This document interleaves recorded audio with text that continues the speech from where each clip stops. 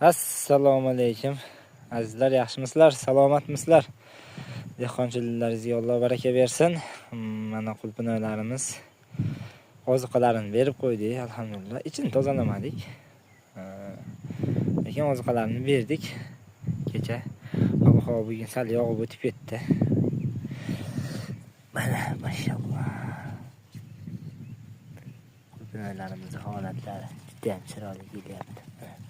Unchalar chiqaryapti azizlar. Tanoblar chiqarishni boshladi. Juda ham chiroyli holatda tozalab qo'yamiz mana unchalar.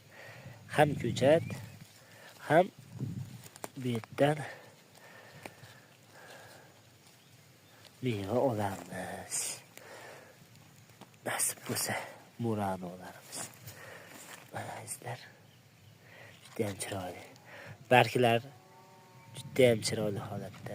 Hozir yomg'ir yog'di. Azizlar, buncha chiqib kelmoqda mana. Eskilarini olib qo'yamiz. Mana bunchasi. Mana azizlar.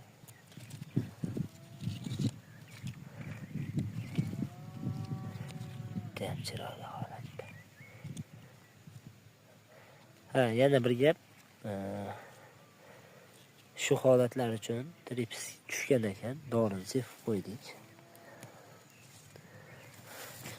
Agrovolofnoni qilgan taqdirimizda ham doimiy ravishda mana shu yerni qulpinoy ekkan ochiq joyimizni o'tatib turishimiz shart.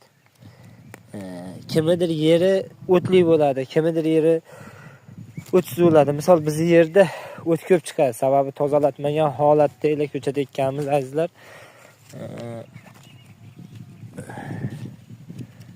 Shuning uchun yer bitib sepmaganmiz yoki-da ekishdan oldin dezinfeksiya qilinmasdan shundoq ekilgan. Misollarga begona o'tlarga qarshi.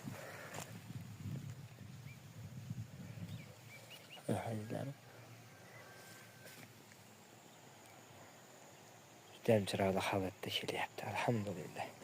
Yangi barglar chiqarib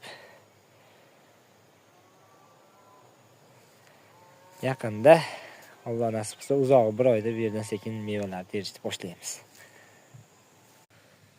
Yana bir gap azizlar, mana mashalloh, mashalloh, alhamdulillah. Yangi chiqargan mevasi. Mana bo'ralar. Yangi azizlar, juda ham chiroyli.